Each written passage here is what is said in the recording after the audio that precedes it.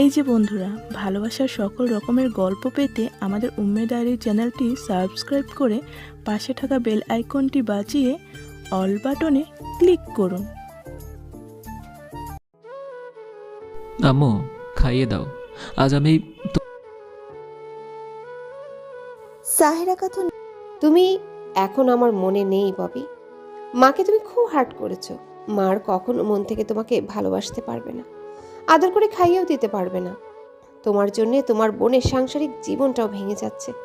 এই সব কিছুর জন্য তুমি দায়ী ববি, একান্ত তুমিই দায়ী। হেমা হেঁচকি তুলে কেঁদে খাবার টেবিল ছেড়ে উঠতে নিলে ববি পেছন থেকে হেমার হাত টেনে ধরে বলল, আপু, তুমিও কি আম্মুর মতো আমাকে মন থেকে কেটে দিয়েছ? ছোট ভাইয়ের একটা ভুল ক্ষমা করতে পারবে না? তাহলে কি আমি আবার ধরে নেব যে আমি আবারও অনাথ হয়ে গিয়েছি, বাবা মারা যাওয়ার পর যতটা অনাথ হয়ে গিয়েছিলাম? সাহেরা খাতুন ভীষণ রেগে বললেন, আমাদের কাউকে এসব আবেগপ্রবণ কথা বলে লাভ নেই ববি। তুমি কারো থেকে কোনোরূপ সিম্প্যাথি পাবে না, এমনকি তোমার বউকেও আমরা মেনে নিতে পারবো না। আচমকা হেমা ববির হাতটায় একটা চুমুকে ফুপিয়ে কেঁদে বলল, তুই অজান্তেই আমাদের সবাইকে খুব হার্ট করেছিস ববি। মস্ত বড় একটা অন্যায় করেছিস। তোর কাছে অন্যায়টার ঠুনকো মনে হলেও আমাদের কাছে বিশাল। এত সহজে তোকে ক্ষমা করা আমাদের কারো পক্ষেই সম্ভব না, আর তোর বউকেও মেনে নেওয়া সম্ভব না। আমার হাতটা ছাড় ববি, আমাকে যেতে দে, একটু একা থাকতে দে। খাবারটা খেয়ে যাও আপু, please. It's my humble request. ববির আকুতি ভরা মুখের দিকে তাকিয়ে হেমা শান্ত হয়ে গেল। হাতে গোনা 2 লোকমা খাবার খেলো। উপস্থিত সবাই একটু আধটু খেয়ে যে যার রুমে চলে গেল।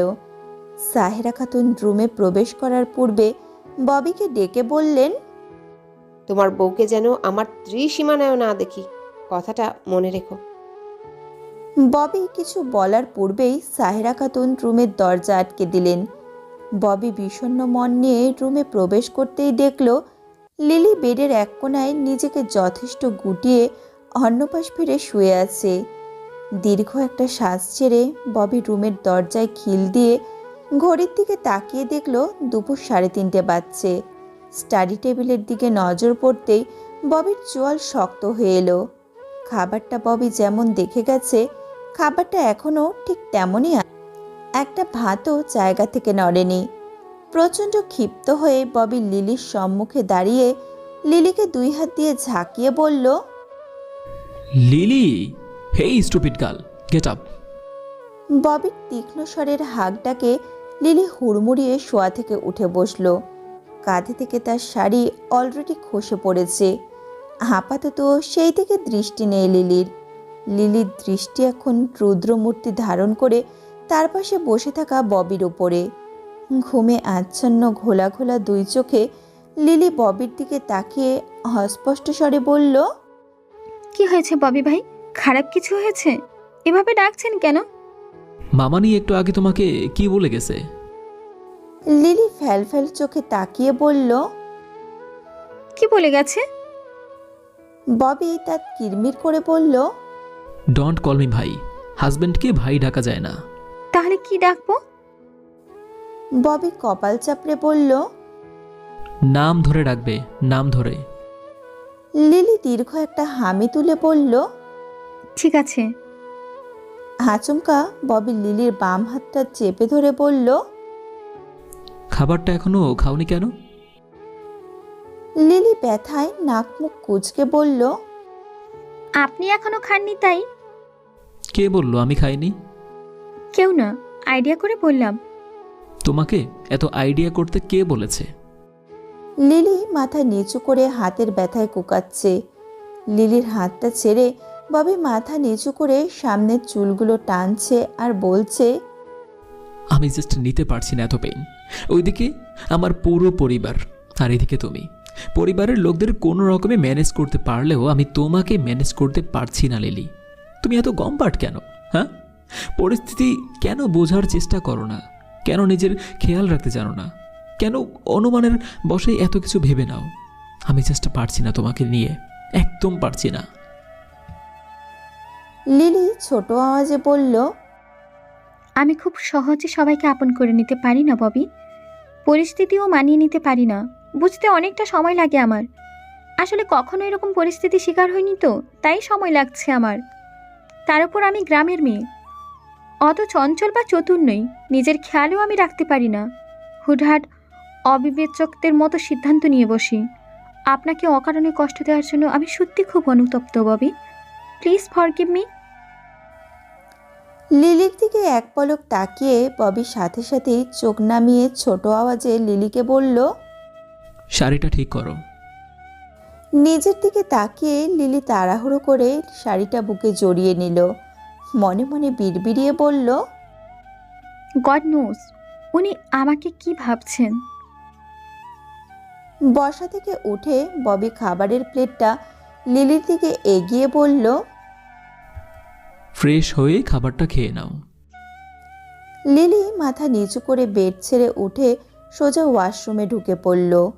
ফ্রেশ হয়ে কিছুক্ষণের মধ্যে রুমে ফিরে লিলি বেডের ওপরের থেকে খাবারের প্লেটটা হাতে নিয়ে বেডে আধশোয়া অবস্থায় ফোনে স্ক্রলিং করা ববিকে উদ্দেশ্য করে বলল, বাড়ির সবাই খেয়েছে? হুম। সবাই হয়তো আপনার সাথে খুব রাগারাগি করেছে, তাই না? এত কিছু তোমার জানার দরকার নেই, খেতে বসেছো, খাও। লিলি মুখটা কালো করে বিড়বিড় করে বলল, এই লোকটা সব সময় আমার উপর রাগ দেখায়, অকারণে হাইপার হয়ে থাকে। ভালো করে একটু বুঝিয়ে বললেই তো আমি বুঝি। কি এত রাগ আমার প্রতি ওই লোকটার? বিড়বিড় করে লিলি জাস্ট 2 লোকমা ভাত খেলো। বাকি খাবারটা তার গলা দিয়ে নামছে না। ববির দিকে তাকিয়ে লিলি মুখটা কাচুমাচু করে বলল, ববি শুনছেন? ববি চোখ তুলে লিলির দিকে তাকালো। লিলি অসহায় ভঙ্গিতে ববির দিকে তাকিয়ে বলল, আর খেতে পারবো না, বমি বমি ভাব হচ্ছে। ববি রাগি চোখে লিলির দিকে তাকিয়ে বলল, পুরোটা খাবার কমপ্লিট করতে হবে, নো মোর ওয়ার্ডস। বিলিভ মি, আমি পারছি না ববি। লিলির সত্যি সত্যি বমির ভাব হচ্ছে, মুখভঙ্গি দেখে বোঝা যাচ্ছে। ববি শান্ত স্বরে বলল, ঠিক আছে, রেখে দাও। লিলি হাত ধুয়ে ববির পাশে আড়ষ্ট হয়ে বসে খানিক সংকোচ বোধ করে বলল, চাচার কাছে একটু কল করবেন? ববি রাগান্বিত হয়ে বলল, অধিকার খাটিয়ে তুমি কোনো কথা বলতে পারো না, তাই না? সব সময় তোমার কুড়ে ভাব। জাস্ট ইরিটেটিং একটা girl and stupid also. Lily আচমকা ভীষণ রেগে বলল, কথায় কথায় এত ইরিটেটিং স্টুপিড বলবেন না তো, ডিসকাস্টিং লাগে শুনতে। ববি এক ভ্রু উঁচু করে বলল, ও রিয়েলি? ডিসগাস্টিং লাগে শুনতে? লাগে। নেক্সট টাইম এসব বলে একদম আমাকে বিরক্ত করবেন না। ববি রুখে এসে লিলির গায়ের সাথে চিপকে বসে বলল, বিরক্ত তো আমি করবই, যতদিন না তুমি আমার মনের কথা বুঝবে। হোয়াট? নাথিং। এভাবে চোখ রাঙিয়ে আমার সাথে কথা বলবে না একদম, ওকে? লিলি আরো ভয়ঙ্করভাবে চোখ লাল করে এক নিঃশ্বাসে বলল, আপনিও আমার সাথে এইভাবে চোখ রাঙিয়ে কথা বলবেন না, ওকে? আমি 100 বার বলবো, বাট তুমি একবারও বলতে পারবে না। আপনি বলতে পারলে আমি কেন পারবো না? আমিও বলবো। আমি তো 200 বার বলবো, আপনার চেয়ে 100 বার বেশি। তার মানে তুমি ইকুয়াল করতে চাইছো? ব্যালেন্স করতে চাইছি। ওকে ডান। আমি এখন যা করব তোমাকেও তা করতে হবে, রাজি? লিলি বেডের উপরে পা তুলে ববির সম্মুখে বসে একরোখা ভাব নিয়ে বলল, রাজি। ববি আচমকা লিলির ডান গালে টুক করে একটা চুমু খেয়ে বলল, এবার তুমিও আমার গালে চুমু খেয়ে দেখাও। উত্তেজিত হয়ে লিলি অজান্তেই ববির গালে চুমু খেয়ে বলল, খেয়েছি তো কি হয়েছে? ববি বাঁকা এসে লিলির দিকে তাকালো। জেদ কাটিয়ে লিলি চোখ দুটো প্রকাণ্ড করে মুখে হাত দিয়ে বলল, ছ্যাঁছে, এ আমি কি করলাম? ববি ডেভিল হাসি দিয়ে বলল, বলেছিলাম না ববির সাথে পাঙ্গা নিও না। দেখলে তো এবার কি হলো? লিলি এবার প্রচণ্ড রকম লজ্জা পেয়ে হুড়মুড়িয়ে ববির সামনে থেকে উঠতে নিলেই ববি লিলির হাতটা টেনে ধরে বলল, আই থিঙ্ক এটাই তোমার ফার্স্ট কিস ছিল। লিলি লজ্জায় কাত হয়ে মাথা নাড়ালো। ববি বাঁকা হেসে বলল, ভালো ছিল। আমার এই চঞ্চল লিলিকেই চাই, যে অলওয়েজ আমার সাথে অধিকার নিয়ে কথা বলবে, আমার সাথে খুব ঝগড়া করবে, রাগ করবে, অভিমান করবে, আর আমাকে অনেকটা বুঝবে। লিলি পিছু ফিরে ববির দিকে তাকিয়ে বলল, এসব তো মানুষ তার ভালোবাসার মানুষের থেকে অ্যাকসেপ্ট করে। আমি তো আপনার ভালোবাসার মানুষ নই। মুহূর্তের মধ্যেই ববি লিলির হাতটা ছেড়ে দিল। বেড ছেড়ে উঠে ববি সিগারেট ধরিয়ে বেশ ব্যস্ত হয়ে লিলিকে ফোনটা ধরিয়ে চোয়াল শক্ত করে বলল, জুবায়ের আঙ্কেল, কথা বলো। ববি সিগারেট টেনে সোজা ব্যালকনিতে দাঁড়ালো। ব্যালকনির গ্রিলের সাথে হেলান দিয়ে দাঁড়িয়ে ববি মুখে সিগারেট রেখে সামনের চুলগুলো টেনে বলল, I love you Lily, I really love you.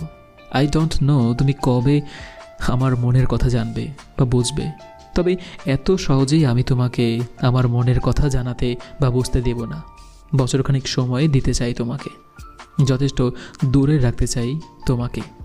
আর তোমার মধ্যে এখনও এনাফ ম্যাচুরিটি আসেনি। এখনই তোমার কাছাকাছি গেলে হয়তো আমি আমার চাওয়া পাওয়াগুলোকে দমিয়ে রাখতে পারবো না, ভুল কিছু হয়ে যাবে। আমি কখনোই চাইবো না আমার চাহিদার জন্য তোমার শারীরিক কোনো ক্ষতি হোক, তাই আপাতত ডিস্টেন্স মেনটেন করাই শ্রেয়। ওইদিকে জুবায়ের আহমেদ সবেমাত্র লাঞ্চ করে বিছানায় গা এলিয়েছেন। এতক্ষণ সোনিয়া আহমেদের নানা রূপ কটু কথা উনি তাতে দাঁত চেপে সহ্য করেছেন। ববির নাম্বার থেকে রিং বাজা মাত্রই জুবায়ের আহমেদ পাশে শুয়ে থাকা সোনিয়া আহমেদকে পাশ কাটিয়ে হম্বিতম্বি করে কলটা পিক করলেন। হাসি মুখে উনি হ্যালো বলতে নিলে সোনিয়া আহমেদ ঝড়ের বেগে জুবায়ের আহমেদের কান থেকে ফোনটা ছিনিয়ে নিয়ে সশব্দে বললেন, কেন জেনে বুঝে তুই আমার সর্বনাশটা করলি লিলি? চেয়ারম্যান সাহেব একটু আগে এসে আমাকে যা নয় তা বলে অপমান করে গেছেন। তোর চাচাকেও অনেক হুমকি দিয়েছেন। কেন করলি এটা তুই? লিলি গলা জড়ানো স্বরে উদ্বিগ্ন হয়ে বলল, চাচার কাছে ফোনটা দাও চাচি, আমি চাচার সাথে কথা বলবো। চাচাকে উনি বেশি বকাঝকা করেননি তো? বকাঝকা করবে মানে? তো কি ছেড়ে দিবে? কোথায় হাত দিয়েছিস তুই জানিস? চাঁদে হাত দিয়েছিস, চাঁদে। কি যোগ্যতা আছে তোর ববের ওয়াইফ হওয়ার? ববের ধারে কাছে ঘেঁষারও তো যোগ্যতা নেই তোর। ববি কোথায় আর তুই কোথায়? কম্পেয়ার করে দেখেছিস কখনো? তুই এতটাই চাপা স্বভাবের মেয়ে, আমার বাড়িতে এক সপ্তাহ থেকে গেলেই চুপি চুপি ববের সাথে প্রেমও করলে, অথচ আমি টেরও পেলাম না। এত ধূর্ত মেয়ে তুই, এত? লিলি নাক টেনে কেঁদে বলল, আমি জানি চাচি, আমি ববির যোগ্য নই, ওনার ধারে কাছেও যাই না। আপাতত দৃষ্টিতে উনি সত্যি আমার কাছে আকাশের দুর্লভ চাঁদ। আমাদের বিয়েটা ভালোবাসার বিয়ে ছিল না চাচি, পরিস্থিতির শিকার হয়ে উনি আমাকে বিয়ে করেছেন। দয়া করে উনি আমাকে বিয়ে করেছেন। চাইলে আমি এক্ষুনি তোমাকে সব কিছু খুলে বলতে পারছি না। শোন, তোর ভালোর জন্য একটা কথা বলছি। তোদের বিয়েটা কাজী অফিসে হয়েছে, কোর্ট ম্যারেজও না, যে যথেষ্ট স্ট্রং হবে বিয়েটা। ববি হয়তো না বুঝে আবেগের বশে তোকে বিয়েটা করে ফেলেছে। পরে যে কোন মুহূর্ত ববির সিদ্ধান্ত পাল্টাতে পারে, পরিবারের চাপে হোক বা নিজের সিদ্ধান্তে, যে কোনো মুহূর্তে ববি পোল্টি দিন নিতে পারে। তখন তোর কি হবে? কি করবি তুই? কোথায় যাবি? তাই বলছি, ববির থেকে যথেষ্ট দূরে থাকবি। কাছাকাছি যাওয়ার চেষ্টাও ভুলেও করবি না। নিজের সে সর্বনাশটা হাতে ধরে করিস না। লিলি মুখ চেপে কাঁদছে। তার ছোট মাথায় এত প্যাচ ঢুকছে না। এক একজনের এক এক রকম মন্তব্যে সে হাঁফিয়ে উঠেছে। নিজের বোধবুদ্ধি থেকে কোনো সিদ্ধান্ত নিতে পারছে না। লিলির কান্নার আওয়াজ ববি ব্যালকনি থেকে শুনছে। সিগারেটটা হাত থেকে ফেলে ববি হম্বিতম্বি হয়ে লিলির কান থেকে ফোনটা ছিনিয়ে নিয়ে উঁচু আওয়াজে বলল, কে আন্টি? সোনিয়া আহমেদ থতমত খেয়ে বললেন, হ্যাঁ হ্যাঁ, ববি, আমি। আপনার কাছে হাম্বল রিকোয়েস্ট আন্টি, দয়া করে লিলিকে কোনো রূপ উস্কানিমূলক কথা বলবেন না। আর আগে আপনার অনেক কথা সহ্য করেছি, কারণ লিলির প্রতি তখন আমার কোনো জোর ছিল না। তবে এখন আমার লিলির প্রতি সম্পূর্ণ জোর আছে। লিলি আমার ওয়াইফ। এখন কিন্তু আমি কিছুতেই আমার ওয়াইফের কোনো অপমান সহ্য করব না। বুঝতে পেরেছেন আপনি? সোনিয়া আহমেদ ভয়ে কেঁপে উঠে পাশে মাথায় হাত দিয়ে বসে থাকা জুবায়ের আহমেদের দিকে ফোনটা এগিয়ে দিলেন। জুবায়ের আহমেদ ক্ষিপ্ত চোখে সোনিয়া আহমেদের দিকে তাকিয়ে ফোনটা নিয়ে ড্রয়িং রুমে চলে এলেন। সোফায় বসে উনি ম্লান স্বরে বললেন, ববি ওই চাচা, এদিকে অবস্থা ঠিকঠাক আছে। আপনি শুধু আন্টিকে সামলে রাখুন। লিলিকে কল করে যেন অযথা রাগারাগি না করে। ছোট্ট একটা মেয়ে, বোধ বুদ্ধিও তেমন নেই। আমাদের মতো এত চাপ সে নিতে পারে? আপনি বলুন। আমার দিক থেকে আমি যথেষ্ট চেষ্টা করব। তোমার মামা একটু আগে এসেছিল ববি, ছোট বড় অনেক কথা বলে গেছেন। যাই হোক বাবা, ববি তুমি কিছুতে লিলির হাত ছেড়ো না, আগলে রেখো আমার ভাতিজিদেরকে। নিজের মতো করে বুঝিয়ে শুনিয়ে নাও, তোমার মতো করে তৈরি করো। মামু আপনাকে কি বলেছে আমি জানি না, তবে আমি কিছুতেই লিলির হাত ছাড়ব না। আপনাকে শিওর করলাম যে নিশ্চিন্তে থাকুন আপনি। লিলিকে খুব দ্রুত আমি আমার মতো করে তৈরি করে নেব। আশ্বস্ত হলাম, রাখছি এখন বাবা, একটু রেস্ট দরকার আমার। ববি ফোনটা কেটে বেডের ওপরে ফোনটা ছুঁড়ে মেরে ব্যালকনির দিকে যেতেই লিলিকে ক্রন্দনরত অবস্থায় দেখতে পেল। আচমকা ববি লিলিকে কোলে উঠিয়ে নিল। লিলির অশ্রুসিক্ত চোখের দিকে তাকিয়ে বলল, ডোন্ট ক্রাই পুতুল বউ। ববি আজীবন তোমার পাশে থাকবে, আর আশেপাশের কারোর কথায় কান দেবে না। আমার পুতুল বউকে তো যথেষ্ট স্ট্রং হতে হবে নাকি? পুতুল বউ, আপনি আমাকে এই নামে ডাকছেন কেন ববি? তোমার এত কিছু জানতে হবে না। এখন আমরা লম্বা একটা ঘুম দেব, ওকে? লিলি শান্ত চোখে হ্যাঁ সূচক মাথা নাড়ালো। লিলিকে বিছানায় শুয়ে দিয়ে ববি জানালার পর্দা লাগিয়ে লিলির পাশে লম্বা হয়ে শুলো। ববি ম্লান হেসে লিলিকে আষ্টেপৃষ্টে জড়িয়ে ধরে নিশ্চিন্তে চোখজোড়া বুঝে নিল। লিলি হাঁসফাঁস করছে আর ছোট আওয়াজে বলছে, ববি ছাড়ুন, আমার দম আটকে আসছে। এভাবে কেউ কাউকে জড়িয়ে ধরে? ধরে। সব হাজবেন্ডরাই তার ওয়াইফকে এভাবে ঝাপটে ধরে, এভাবে বউকে নিয়েই ঘুমায়। অভ্যাস করে নিতে হবে তোমায়। এভাবে ঝাপটে ধরলে আমি সত্যি সত্যি দম আটকে মরে যাব। এটুকু মেয়ে আমি আপনার শরীরে ভার নিতে পারি? ববি দাঁত কিরমির করে বলল, ওহো, আমি তো ভুলেই গেছিলাম যে তুমি আমার বালিকা বধূ, মানে বাল্য বিবাহ করেছি আমি মাত্র। লিলি মৌন হেসে বলল, দেখলেন তো কতটা ঢুকেছেন আমাকে বিয়ে করে? আয়রা আপুকে বিয়ে করলে তো খুব খুব জিতে যেতেন আপনি। ববি ভীষণ ক্ষুব্ধ হয়ে বলল, আয়রার নামটা এখানে আসলো কেন? Come on, let me answer. আয়রার নামটা এখানে আসলো কেন? লিলি কাঁপা কাঁপা স্বরে বলল, দুর্ভাগ্যবশত আমার সাথে বিয়েটা না হলে তো আয়রা আপুর সাথেই আপনার বিয়েটা হতো, তাই বললাম। এক চামচ বেশি বোঝো তুমি।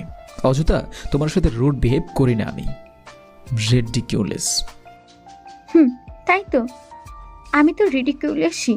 ছাড়ুন বলছি, আমাকে জড়িয়ে ধরতে হবে না আপনার। ববি কিছুটা শান্ত হয়ে লিলিকে আরো টাইট করে জাপটে ধরে বলল, ছাড়ার জন্য ধরিনি, বুকে আগলে রাখার জন্যই ধরেছি। নেক্সট টাইম আয়রা সম্পর্কে কোনো কথা বলবে না, ওকে? লিলি হ্যাঁ সূচক মাথা নাড়ালো। ববি ছোট আওয়াজে বলল, আমার রিডিকিউলাস লিলিকে পছন্দ। লিলি কৌতূহলী দৃষ্টিতে ববির দিকে তাকিয়ে বলল, আমাকে আপনার পছন্দ পাবি? ববি থতমত খেয়ে প্রসঙ্গ পাল্টে বলল, নো মোর ওয়ার্ডস লিলি, স্লিপ কোয়েটলি। লিলি মুখটা কালো করে বলল, কেউ আমার গায়ে এভাবে লেগে থাকলে আমার ঘুম হয় না, অস্বস্তি লাগে। ওকে ফাইন, আমি তোমাকে ছেড়ে দিলাম, বাট আমাকে তোমার জড়িয়ে ধরতে হবে। লিলি খানিক লজ্জা পেয়ে ছোট আওয়াজে বলল, দেখ আমি পারবো না। ববি প্রচণ্ড রেগে লিলিকে ছেড়ে অন্য পাশ ফিরে ঘুমিয়ে পড়ল। ঘুমানোর পূর্বে ববি চোয়াল শক্ত করে মনে মনে বিড়বিড় করে বলল, আনরোমান্টিক একটা মেয়ে। এই মেয়ের সাথে চুটিয়ে প্রেমও করা যাবে না, রোমান্সের রও হয়তো জানে না। সব শেখাতে হবে এই মেয়েকে, আদারওয়াইজ বিবাহ জীবনটা আমার তেজপাতা হয়ে যাবে, একদম নিরামিষ হয়ে যাবে। ওইদিকে লিলি ববির থেকে ছাড়া পেয়ে স্বস্তির শ্বাস ছেড়ে নিশ্চিন্তে চোখ জোড়া বুজে নিল। সেই ঘুম ভাঙল লিলির সন্ধে 7টায়।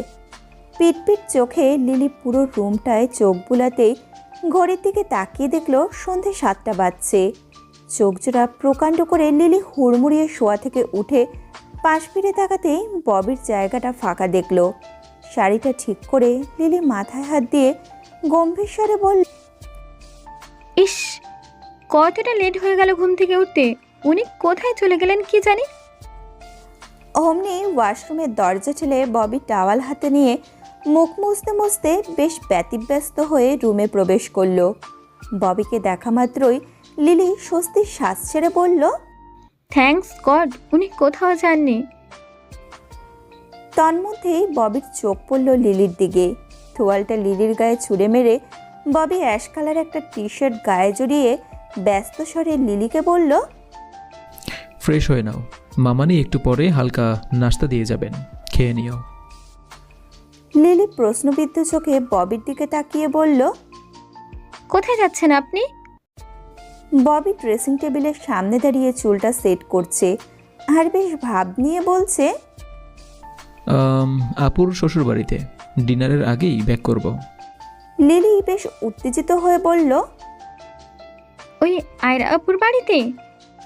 ববি পিছু ফিরে লিলির দিকে তাকিয়ে শুকনো স্বরে বলল, আয়রার বাড়িতে। লিলি মাথাটা নিচু করে তোয়ালেটা হাতে নিয়ে ধীর পায়ে হেঁটে ওয়াশরুমে প্রবেশ করার পূর্বেই ববি পেছন থেকে লিলির হাতটা টেনে ধরে বলল। লিলি পিছু ফিরে ববির দিকে তাকিয়ে ক্ষীণ হেসে বলল, অবভিয়াসলি নট। আমি কেন রাগ করব? আয়রা আপু আপনার রিলেটিভস হয়, ওনার বাড়িতে যাওয়াটা একদমই নর্মাল। ববি লিলির হাতটা ছেড়ে ব্ল্যাক কালার ওয়াচটা হাতে পড়ছে আর গম্ভীর স্বরে বলছে, রুম থেকে কোথাও বের হবে না, আমি আসার পর আমার সাথে বের হবে। আমার একলা রুমে ভালো লাগছে না ববি, কেউ আমার সাথে কথা বলতেও আসছে না, দম বন্ধ লাগছে। কয়েকটা দিন এভাবেই ম্যানেজ করে নাও। আই হোপ সবার রাগ পড়লে সবাই তোমার সাথে মিশবে এবং কথা বলবে, তোমাকে মেনেও নেবে। তন্মধ্যেই রুমের দরজা ঠেলে জিনিয়া আহমেদ রুমে প্রবেশ করলেন। জিনিয়া আহমেদকে দেখা মাত্রই ববি সুরসুরিয়ে ওনার মুখোমুখি এসে দাঁড়ালো। লিলি ওয়াশরুমের দরজা থেকে সরে এসে ববির পেছনটায় দাঁড়ালো। জিনিয়া আহমেদ প্রশ্নবিদ্ধ চোখে ববির দিকে তাকিয়ে বললেন, কোথাও যাচ্ছ ববি? মামানি আপুর শ্বশুর বাড়িতে। অদ্ভুত, তুমি নতুন বউ ঘরে রেখে হেমার শ্বশুর বাড়ি যাচ্ছ? ববি মাথা নিচু করে পেছনের চুলগুলো টেনে বলল, কিছুক্ষণেরই তো ব্যাপার মামানি, ডিনারের আগেই ব্যাক করব। আজ তোমাদের ফুলসজ্জা ববি, কিছুতেই আজ বাড়ি থেকে বের হওয়া যাবে না। কাল সকালের দিকে না হয় হেমার শ্বশুর বাড়ি যেও, হেমাকে ওই বাড়ি দিয়ে এসো। ববি আমতামতা করে বলল, মামানি অ্যাকচুয়ালি আজ আমাদের ফুলসজ্জা হবে না। যতদিন না আমার পরিবার লিলিকে মেনে নিচ্ছে ততদিন তো একদমই না। ঠিক আছে, বা দুটো ভালোবাসার মানুষ কত ঝড় ঝঙ্কা পার হয়ে আজ এক হলে, সেই দিনটা একটু স্মরণীয় করে রাখতে চাও না?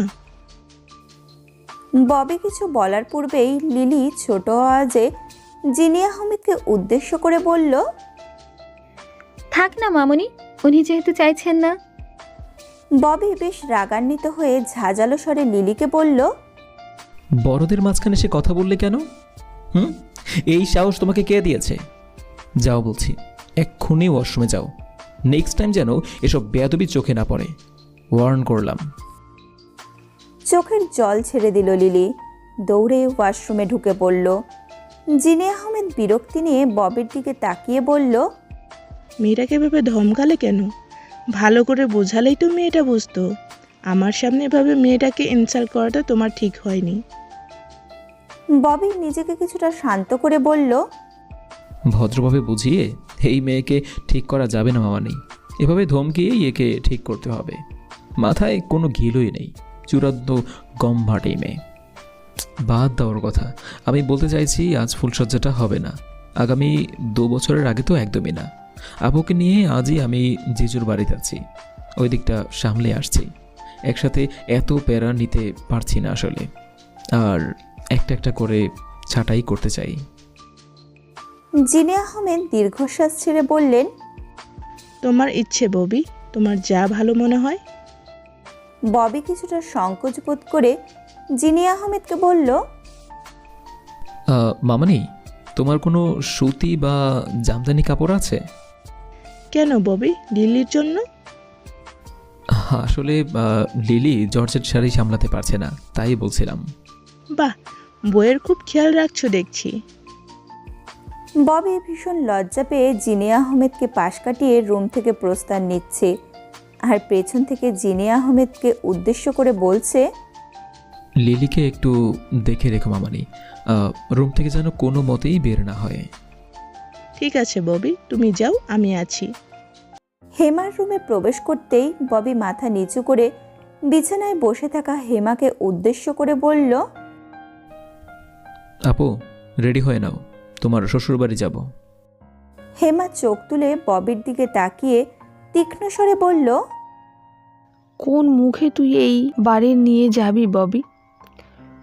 তুই তো হাতে ধরে আমার সাজানো সংসারটা শেষ করে দিয়েছিস। ববি উদ্বিগ্ন হয়ে হেমার পাশে বসে মাথা নিচু করে বলল, একবার ট্রাই তো করতে দাও আপু, দেখি না কি হয়। আমি এই মুখ নিয়ে ওই বাড়িতে যেতে পারবো না ববি। যেতে হলে তুই যা, যদি কোনো মতে ওদের মানাতে পারিস আমাকে খবর দিস, আমি চলে যাব। ববি বসা থেকে উঠে হেমার দিকে তাকিয়ে বলল, ওকে, আমি একাই যাচ্ছি, তোমাকে যেতে হবে না। হেমা ফ্যাস ফ্যাস করে কান্না জুড়ে দিল। ববি হম্বিতম্বি হয়ে বাড়ি থেকে প্রস্থান নিয়ে রিকশা করে পাশের পাড়ায় হেমার শ্বশুরবাড়ির মেন গেটের সামনে এসে দাঁড়ালো। দীর্ঘ একটা শ্বাস ছেড়ে ববি এক ছুটে দোতলায় চলে এলো। প্যারেশান হয়ে কলিং বেল চাপতেই আয়রা সদর দরজাটা খুলে দিল। ববিকে দেখা মাত্রই আয়রা আচমকা বুক বাসিয়ে কেঁদে ববিকে চাপটে ধরে বলল, আমি জানতাম ববি তুমি আসবে, তুমি ঠিক আসবে। ববি এক ঝটকায় আয়রাকে নিজের থেকে দূরে ঠেলে বেশ ক্ষিপ্ত স্বরে বলল, এসব কোন ধরনের নোংরা ময়রা? আপনি আমাকে এভাবে ঝাপটে ধরলেন কেন? আপনার থেকে অন্তত এই অসভ্যতামোটা এক্সপেক্ট করিনি আমি।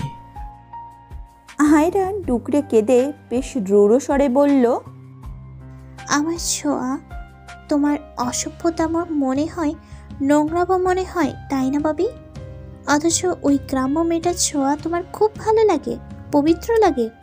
লেটস মি আনসার ববি, কেন তুমি আমার ভালোবাসাকে এভাবে পায়ে ঠেলে দিলে?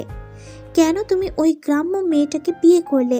দীর্ঘ 2 বছর ধরে আমি তোমাকে আড়াল থেকে ভালোবেসে গেছি, কখনো মুখ ফুটে ভালোবাসার কথাটা বলতে পারিনি। তোমার মুখোমুখি হলেই আমি সব ভুলে যেতাম, নিজের ফিলিংসগুলো লুকিয়ে নিতাম। শেষে যখন ভাইয়া আমার মনের কথাটা বুঝে তোমার সাথেই আমার বিয়েটা ঠিক করলো, তখনই তুমি এই ননসেন্স মেয়েটাকে বিয়ে করে ঘরে তুললে। আমার ফিলিংসের কোনো দামই দিলে না। আমার ক্ষেত্রেই কেন তোমাকে এতটা নিষ্ঠুর হতে হলো ববি? বলো কেন? জাস্ট শ্যাট আপ মায়েরা, জাস্ট শ্যাট আপ। লিলির সম্পর্কে আর একটা বাজে মন্তব্য আমি তোমার মুখ থেকে শুনতে চাই না। আমি এসেছিলাম তোমাকে বোঝাতে, আমাকে ভুলে যেতে, সব ভুলে নতুন করে সব শুরু করতে। আমি অনেক আগেই আজ করতে পেরেছিলাম তুমি আমাকে ভালোবাসো। তোমার চোখ মুখ দেখলেই স্পষ্ট বোঝা যেত। কিন্তু আমি তোমাকে ইচ্ছে করেই কখনো প্রশ্রয় দেইনি। কেন জানো? কারণ তোমার প্রতি আমার কোনো ফিলিংসই ছিল না। মনে থেকে তোমার প্রতি কোনো ফিলিংসই আসতো না। আর লিলিকে প্রথম দেখায় আমি খুব ভালোবেসে ফেলেছিলাম। মন থেকেই আপনা আপনি পজিটিভ ফিলিংস চলে এসেছিল। সারাক্ষণ মনে হতো লিলিকে ছাড়া আমার একটা দিনও চলবে না। লিলিকেই আমার জীবন সঙ্গিনী হিসেবে চাই।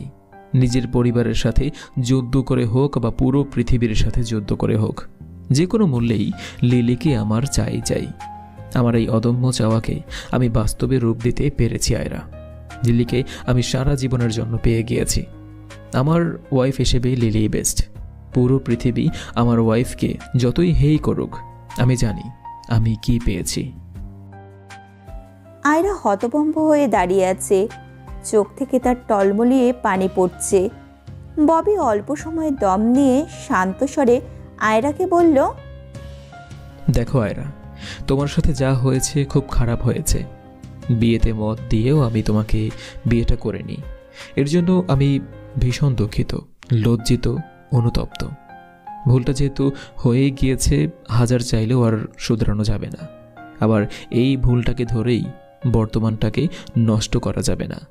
তুমি এনাফ গ্র্যাজুয়েট, সুন্দরী, স্মার্ট, অনেক ভালো গুণও আছে তোমার মধ্যে। সর্বোপরি তুমি খুব ভালো মনের একটা মেয়ে। আই হোপ তুমি চাইলে আমার চেয়েও বেস্ট কাউকে পাবে, ঠিক তোমার মন মতো, যে তোমাকে খুব ভালোবাসবে, খেয়াল রাখবে, যত্ন নেবে, তোমাকে বুঝবে, আজীবন ছায়া হয়ে তোমার পাশে থাকবে। আমাকে বিয়ে করলে হয়তো তুমি এসবের কিছুই পেতে না, কারণ আমার মন তোমার মধ্যে থাকতো না। মনহীন একটা মানুষের সাথে সংসার করা যায় না। সংসার করার মেইন প্রায়োরিটি হলো ভালোবাসা। সেই ভালোবাসাটাই তুমি আমার থেকে কখনো পেতে না। আয়রা নির্লিপ্ত ভঙ্গিতে ববির দিকে তাকিয়ে চোখের জল ছেড়ে বলল, আমার প্রতি কখনো তোমার কোনো ফিলিংসই কাজ করেনি ববি? আমার মাঝে তুমি কখনো ভালোবাসা খুঁজে পাওনি? না এরা পাইনি। আমি শুধু লিলিকে ভালোবেসেছি, শুধু লিলিকে। আয়রা মুখ চেপে কেঁদে একছুটে নিজের রুমের দরজা আটকে দিল। ববি মাথায় হাত দিয়ে নির্বিকার ভঙ্গিতে দাঁড়িয়ে আছে। তন্মধ্যে আতিক কোথা থেকে ধেয়ে এসে চোয়াল শক্ত করে ববির মুখোমুখি দাঁড়িয়ে বলল, কেন এলে তুমি এখানে আবার? হায়রাকে আবারও কাঁদাতে? ববি মাথা নিচু করে ছোট আওয়াজে বলল, আই এম সরি জিজো, আয়রাকে হার্ট করার কোনো উদ্দেশ্যই ছিল না আমার। আমি তো আয়রাকে বোঝাতে এসেছিলাম, যা হয়েছে ভুলে যেতে, নতুন করে সব শুরু করতে। তুমি না বললে ও আয়রা সব নতুন করে শুরু করবে? ওকে একদম আমাদের জ্ঞান দিতে আসবে না। তোমার মতো বেইমানের মুখে এত জ্ঞানী কথা মানায় না। বুঝতে পেরেছো আমি কি বলতে চাইছি? ববি ম্লান হেসে বলল, যদি কখনো সমর্থ হয় কথা দিচ্ছি, আপনার সমস্ত লেনা দেনা আমি মিটিয়ে দেব। বেইমানের তকমা নেই, আমি আর কখনো আপনার মুখোমুখি দাঁড়াবো না। আরেকটা কথা, উপকার করার পর কাউকে খোঁটা দিতে নেই, তাহলে সেই উপকারের কোনো গুণই থাকে না। চোখে জল নিয়ে ববি সদর দরজা থেকে বের হতেই আতিক পেছন থেকে ববিকে ডেকে বলল, হেমাকে পাঠিয়ে দিও। তোমার মুখটা আমি নেক্সট টাইমে এই বাড়িতে দেখতে চাই না। আপুর জন্যই এই বাড়িতে আসা। আয়রাকে আমি পরেও ফোন করে ক্ষমা চেয়ে নিতে পারতাম। যাই হোক, কাল সকালেই আপু এই বাড়িতে ফিরে আসবে। তুমি হয়েছো হেমার পুরো উল্টো। ভাবতেই কষ্ট হচ্ছে ভাই বোন। সংসারটা আপনি আপুকে নিয়ে করবেন, আমাকে নিয়ে নয়। সো আপু ভালো হলেই সব ভালো। রাগে গজগজ করে ববি বাড়ি থেকে প্রস্থান নিল। আধা ঘন্টার মধ্যে ববি বাড়ি ফিরে হেমার রুমে প্রবেশ করে ব্যালকনিতে দাঁড়িয়ে থাকা হেমাকে উদ্দেশ্য করে নিচু আওয়াজে বলল, আপু, জিজু তোমাকে কালই ওই বাড়িতে ফিরে যেতে বলেছে। হেমা পিছু না ফিরেই ববিকে উদ্দেশ্য করে মলিন স্বরে বলল, জানি, আতিক একটু আগেই আমাকে কল করে জানিয়েছে। বলবে ভাই না কেন? তুই তো বেইমানের মতো কাজ করেছিস। আতিকের করা এতদিনের সব উপকার এক নিমেষেই ভুলে গেলি? বিয়ে করে আনলি একটা গেঁয়ো মেয়েকে, যার সাথে তোর একদমই যায় না। জিজু বেইমান বলাতে একটু কষ্ট হয়নি আমার। বিলিভ মি, যখন তুমি বললে মনে হলো আকাশটা আমার উপর ভেঙে পড়েছে। তুমিও আমাকে বুঝলে না আপু, তুমিও না। চোখের জল আড়াল করে ববি সাহেরা খাতুনের রুমের দরজার কাছে এসে দাঁড়ালো। ইতস্তত বোধ করে রুমের দরজায় দুটো টোকা দিতেই সাহেরা খাতুন রুমের দরজাটা খুলে ববির মুখোমুখি দাঁড়ালেন। ববি অশ্রুসিক্ত চোখে সাহেরা খাতুনের দিকে তাকিয়ে বলল, আই মিস ইউ আম্মু। সাহেরা খাতুন চোখের জল ছেড়ে মাথা নিচু করে বললেন, হেমার শ্বশুর বাড়ি গিয়েছিলি? হুম। আতিক নিশ্চয়ই অপমান করতে ছাড়েনি। এই গলা জড়ানো স্বরে বলল, একটু আধটু। আড়াল করছিস আমার কাছে? মায়ের কাছে আড়াল করছিস? অবশ্য আতিক তোকে অপমান করেছে, খুব ভালো করেছে, এটাই তোর প্রাপ্য। ঠাস করে রুমের দরজাটা আটকে দিলেন সাহেরা খাতুন। চোখের কোটর বেয়ে এক ফোঁটা জল গড়িয়ে পড়তেই ববি জলটা তাড়াহুড়ো করে মুছে নিল। নিজেকে কিছুটা শান্ত করে ববি ডাইনিং টেবিল থেকে এক গ্লাস পানি নিয়ে ঢকঢক করে পুরো গ্লাস পানিটা শেষ করলো। কয়েকটা দীর্ঘশ্বাস ছেড়ে ববি নিজের রুমের দরজার কাছে দাঁড়ালো। দরজায় কয়েকটা টোকা দিতেই লিলি তাড়াহুড়ো করে রুমের দরজাটা খুলে দিল। লিলির দিকে না তাকিয়েই ববি রুমে ঢুকলো। দেওয়াল ঘড়ির দিকে তাকাতেই দেখল ঘড়িতে রাত 9:30 বাজছে। ক্লান্ত হয়ে ববি গায়ের টি শার্টটা খুলে সোজা ব্যালকনিতে পাতা সোফাগুলোতে বসলো। সোফায় চোখ বুজে মাথা ঠেকাতেই লিলি চাপা স্বরে ববির পাশে দাঁড়িয়ে বলল, কি হয়েছে ববি? আপনাকে এত ডিস্টার্ব লাগছে কেন? কিছু হয়েছে? ববি এবার চোখ খুলে লিলির দিকে তাকালো। ব্যালকনির গ্রিল বেয়ে ঠিকরে পড়া গোল থালার মতো চাঁদের শুভ্রতা জড়ানো আলোটা লিলির সুসজ্জিত মুখমণ্ডলে উপচে পড়ছে। হীরের মতো চিকচিক করছে লিলির সর্বাঙ্গ। চোখের মনি দুটো তারার মতো জ্বলজ্বল করছে।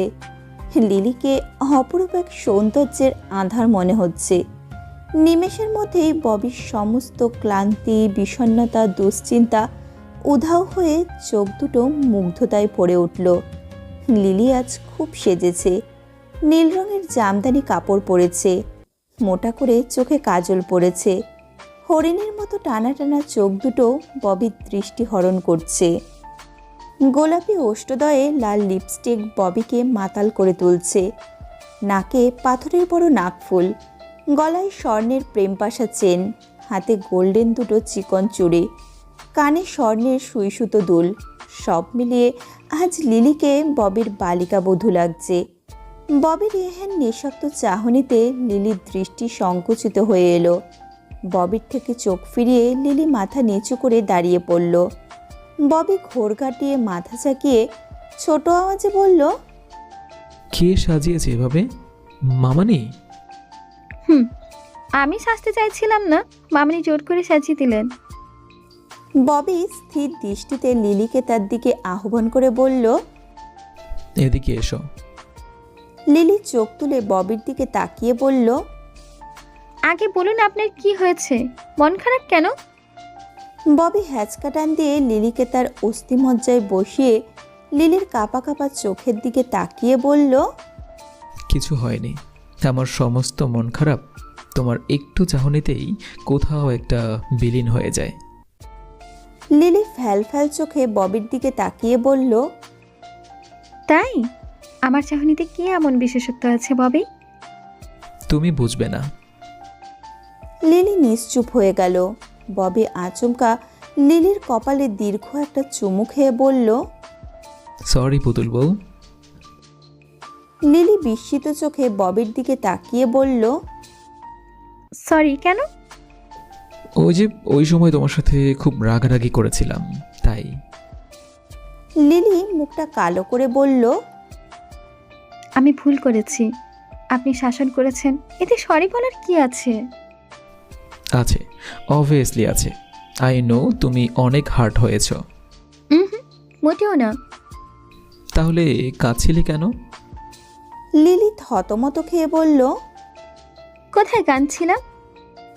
ববি বাঁকা হেসে বলল, ওকে ফাইন, তখন যেহেতু কাঁদোনি এখন একটু কাঁদাই। লিলি চোখে মুখে ভয় নিয়ে বলল, কেন? এখন আমি কি করেছি? এই যে আমার মনকে ডিস্টার্ব করলে। কোথায় আমি কি ডিস্টার্ব করলাম? ববি হঠাৎই লিলির ডান হাতটা তার বুকের বাঁ পাশটায় চেপে ধরে বলল, কি কম্পিত হচ্ছে? হচ্ছে তো। কিন্তু কেন ববি? আপনার কি ভয় লাগছে?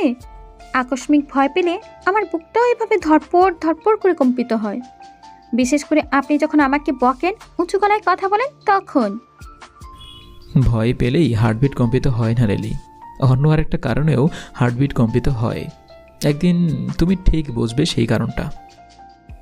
লিলি খানিক হাঁসফাঁস করে বলল, ছাড়ুন এবার, আমি রুমে যাব। কেন, এখানে কি প্রবলেম? জানি না, তবে কেন যেন শরীরটা শিউরে উঠছে, ভালো লাগছে না এখানে। ববি বাঁকা হেসে বলল। শিউরে ওঠার কারণটা আমি জানি। লিলি কৌতূহলী হয়ে বলল, কি কারণ প্লিজ বলুন না। ববি সোফায় মাথা এলিয়ে মন খারাপ করে বলল, এখন বলা যাবে না। লিলির কৌতূহল যেন দ্বিগুণ বেড়ে গেল। লিলি অস্থির হয়ে ববির মুখের দিকে তাকিয়ে বলল, এক্ষুনি বলুন না প্লিজ। ববি আচমকা সোফা থেকে মাথা উঠিয়ে লিলির ঠোঁটে দীর্ঘ একটা চুমু খেয়ে বলল। এইটা হলো কারণ। লিলি বেকুব হয়ে মুখটা হাঁ করে ববির দিকে তাকিয়ে আছে। ববি বাঁকা হেসে পালাক্রমে লিলির কপালে, দুই গালে, চোখে, থুতনিতে চুমু খেয়ে বলল। আরও জানতে চাও কারণ? লিলি মুখে হাত দিয়ে হুড়মুড়িয়ে ববির কোল থেকে উঠে এক দৌড়ে রুমের ভেতরে ঢুকে কাঁথা মুড়ি দিয়ে সোজা বিছানায় শুয়ে পড়ল। ববি ব্যালকনি থেকে সবটা দেখছে আর হো হা করে হেসে বলল, she is totally crazy. Lily কাঁথার নিচে শুয়ে অবিরত কাঁপছে আর বিড়বিড় করে বলছে, ছিছি, এসবের জন্য আমার এমন অদ্ভুত শিহরণ হচ্ছিল। কি ভাবছেন উনি আমাকে, গড নোস। ভীষণ লজ্জা করছে আমার। এখন আমি ওনার মুখোমুখি দাঁড়াবো কি করে? তন্মধ্যেই ববি ব্যালকনি থেকে উঠে এসে বাঁকা হেসে লিলির গায়ের ওপর থেকে কাঁথাটা সরিয়ে লজ্জায় মুখ লুকিয়ে রাখা লিলির দিকে ঝুঁকে বলল, মামানিকে বলি ফুলসজ্জার খাটটা সাজাতে। লিলি মুখ থেকে হাত সরিয়ে চোখ জোড়া প্রকাণ্ড করে ববির দিকে তাকিয়ে উত্তেজিত হয়ে বলল, না না, একদমই না, কোনো ফুলসজ্জা হবে না আমাদের। আপনি একদম আমার ধারে কাছে ঘেঁষবেন না। চাচি এবং মামনি দুজনেই আমাকে বারণ করে দিয়েছেন। পরক্ষণেই লিলি মুখ চেপে ধরে বিড়বিড় করে বলল, ইস, মুখ ফসকে কী সব বলে ফেললাম আমি। এখন যদি উনি জিজ্ঞেস করেন মামনি এবং চাচি আমাকে কি বলেছেন, তখন কি জবাব দিব আমি? ববি প্রশ্নবিদ্ধ চোখে লিলির দিকে তাকিয়ে বলল, কি বললে? চাচি মামানি আমার থেকে দূরে থাকতে বলেছেন? লিলি হুড়মুড়িয়ে শোয়া থেকে উঠে আসন পেতে বসল। মাথাটা নিচু করে আমতা আমতা করে বলল, মুখ ফসকে কি সব বলে ফেলেছি? আপনিও আমার কথা ধরে বসে আছেন? জানেনই তো আমি চূড়ান্ত কুম্বার। কথা ঘোরানোর চেষ্টা করবে না একদম। বলো কি হয়েছে? বললাম তো স্লিপ অফ টাং, যা বলেছি খামোখা বলেছি। ববি ক্ষুব্ধ হয়ে লিলির পাশে বসে বলল, মুখ ফসকে সত্যি কথাটাই বলেছ। Now leave me. চাচি এবং মামানি তোমাকে কি বলেছে? First to last everything. Lily ভয়ার্ত চোখে ববির দিকে তাকিয়ে বলল, বলবো এক শর্তে, যদি আপনি চাচি এবং মামনিকে কিছু জিজ্ঞেস না করেন। ববি লিলির ডান হাতটা চেপে ধরে চোয়াল শক্ত করে বলল, তোমার কাছে আমি কৈফিয়ত দিতে বাধ্য নই। যা আস্ক করেছি স্ট্রেটলি বলে ফেলো, without any drama and condition.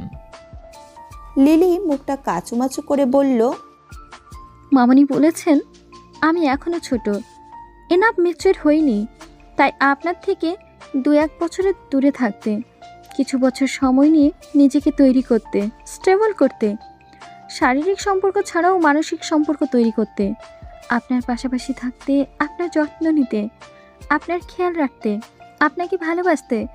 That's it or nothing. Bobby লিলির হাতটা হালকা মোচড় দিয়ে শক্ত স্বরে বলল, নাও টেল মি, চাচি কি বলেছেন? লিলি ব্যথায় কুকিয়ে উঠে বলল, চাচি কি বলেছেন বলতে পারবো না, প্লিজ ডোন্ট ফোর্স মি। লিলির হাতটা আরো জোরে মোচড়ে ধরে ববি রাগান্বিত স্বরে বলল, এর পরেও যদি মুখ না খোলো হাতটা কিন্তু এবার ভেঙেই ফেলবো। So let me answer quickly.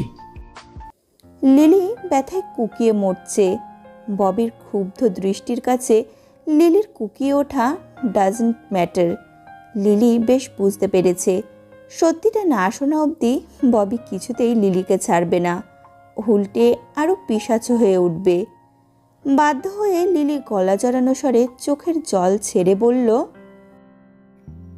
চাচি বলেছেন আমাদের বিয়েটা কাজী অফিসে হয়েছে, কোর্ট ম্যারেজও নয়। যে বিয়েটা স্ট্রং হবে, যে কোনো মুহূর্তে বিয়েটা ভেঙে যেতে পারে। তাই আপনার থেকে যথেষ্ট দূরে থাকতে। আপনি কোথায় আর আমি কোথায়, আমাদের মাঝখানে তো আকাশ পাতাল তফাৎ। বিয়েটা আপনি সাময়িক আবেগের বশে করেছেন ঠিকই, তবে এনি টাইম আপনি পাল্টে যেতে পারেন, ফ্যামিলির চাপে হোক বা নিজের একক সিদ্ধান্তে। তাই আপনার সাথে মিশে নিজের শেষ সর্বনাশটা না করতে। লিলির হাতটা ছেড়ে ববি খরতর স্বরে লিলির দিকে তাকিয়ে বলল, তার মানে তুমিও বিশ্বাস করো আমি যে কোনো মুহূর্তে পাল্টা যেতে পারি, তোমাকে ছেড়ে দিতে পারি, তোমার সর্বনাশ করতে পারি? রক্তবর্ণ ধারণ করা হাতটার দিকে তাকিয়ে লিলি হেঁচকি তুলে কেঁদে বলল, চাচি তো ঠিকই বলেছেন ববি। আমি কোন দিক থেকে আপনার সাথে যাই বলুন? আপনি কত স্মার্ট, হ্যান্ডসাম, টল, বডি বিল্ডার, সুদর্শন, একদম নজর কাড়ার মতন। সেখানে আমি তো আপনার তুলনায় কিছুই না, জাস্ট নাথিং। আপনারা কত রিচ ফ্যামিলির বলুন, জায়গা সম্পত্তির কোনো অভাব নেই, যথেষ্ট গ্র্যাজুয়েট আপনি। তার পাশাপাশি একজন ভালো মনের মানুষও, যার মনে অফুরন্ত দয়া মায়া। লিলি দম নিয়ে আবারও বলল, কোন মোহে আপনি আমার কাছে থাকবেন বলুন? আপনি তো আমাকে ভালোবাসেন না। দয়া করে আর কতদিন চলবে? একদিন তো সব ভেঙে যাবে, দয়াও উঠে যাবে। তখন তো আমি সর্বশান্ত হয়ে যাব, কেউ আমাকে দিবে না ঠাঁই। তখন কেউ না। জেদ সংবরণ করতে না পেরে ববি শরীরের সমস্ত শক্তি দিয়ে ঠাস করে লিলির গালে এক চড় মেরে জোরে চেঁচিয়ে বলল, কিচ্ছু জানো না তুমি, কিচ্ছু না। আমি বলছিলাম তুমি কখনো আমাকে বোঝোনি, আর বুঝবেও না। দোষটা তোমার বয়সেরও না, দোষটা তোমার মনের। মন থেকে তুমি কিচ্ছু বুঝতে পারো না, কিচ্ছু না। উন্মুক্ত শরীর নিয়ে ববির চোখের কোণে জমানো 2 ফোঁটা জলসহ রুম থেকে প্রস্থান নিয়ে সোজা ছাদে চলে এলো। ছাদের রেলিংয়ের ওপরে বসে ববি গলা জড়ানো স্বরে সামনের চুলগুলো খুব জোরে জোরে টেনে বলল, যার জন্য এত স্যাক্রিফাইস করছি সেও আমাকে বুঝলো না। দিন শেষে সেও আমাকে হার্ট করলো, আমাকে ভুল বুঝলো। কি করে আমি লিলিকে বোঝাবো? লিলি আমার অপশন নয়, লিলি আমার জীবনের অবিচ্ছেদ একটা অংশ, যার জন্য আমি আমার পরিবারের সাথে লড়াই করছি, প্রতিনিয়ত তাদের হার্ট করছি, ভেতরে ভেতরে নিজেও ধোঁকে মরছি। আদৌ কি লিলি কখনো আমার ভালোবাসা বুঝবে না? ভালোবেসে আমাকে কাছে টেনে নেবে না? কত যুগ অপেক্ষা করতে হবে আমার লিলির ভালোবাসার জন্য? কত যুগ আমাকে এভাবে কষ্ট পেতে হবে? তার থেকে ডিস্টেন্স মেনটেন করে চলতে হবে। মাঝে মাঝে কি আমিও হাঁফিয়ে উঠব না? বিরক্ত হয়ে উঠব না? কতকাল এই মেয়েটা নির্বোধ থাকবে? কতকাল? 2টো সিগারেট ববি একসাথে ফুঁকছে। চোখ দুটো তার লাল লাভার রূপ ধারণ করেছে। লিলিকে মারা চটটা তার চোখে বারবার ভাসছে। জেদের বশে সে লিলির কাছে যাওয়ার ইচ্ছেটাকেও দমিয়ে রেখেছে, পুরোপুরি দমিয়ে রেখেছে। ওইদিকে লিলি বেডের এক কোনায় গুটিসুটি হয়ে বসে হাঁটুতে কপাল ঠেকিয়ে অনবরত কাঁদছে। গাল হাত দুটোই তার প্রচণ্ড ব্যথা করছে, হাতের সাথে গালটাও সাংঘাতিক লাল হয়ে আছে। লিলি ফুপিয়ে কাঁদছে আর বলছে, চাচি ঠিকই বলেছেন ববি, আপনি যে কোনো মুহূর্তে পাল্টে যাবেন। সেই জন্যই তো আপনি আমার সাথে এত রুড বিহেভ করেন, অযথা রাগারাগি করেন। আজ তো আমার গায়ে হাতও তুললেন। দয়া করেই আপনি আমাকে বিয়ে করেছেন, এখন হয়তো খুব পস্তাচ্ছেন, তাই এভাবে ক্ষোভ ঝাড়ছেন। তন্মধ্যেই রুমের দরজায় টোকা পড়ল। দরজার ওই পাশ থেকে জিনিয়া আহমেদ সশব্দে লিলিকে ডেকে বললেন, লিলি, দরজাটা খোলো, আমার মেয়েরা তোমার সাথে কথা বলবে। লিলি ফটাফট চোখের জল মুছে নিজেকে শান্ত করে মাথায় বড় ঘোমটা টেনে দ্রুত পায়ে হেঁটে রুমের দরজা খুলে দিল। অমনি জিনিয়া আহমেদ ফোন হাতে নিয়ে প্রফুল্লিত হাসিতে লিলির দিকে তাকিয়ে বললেন,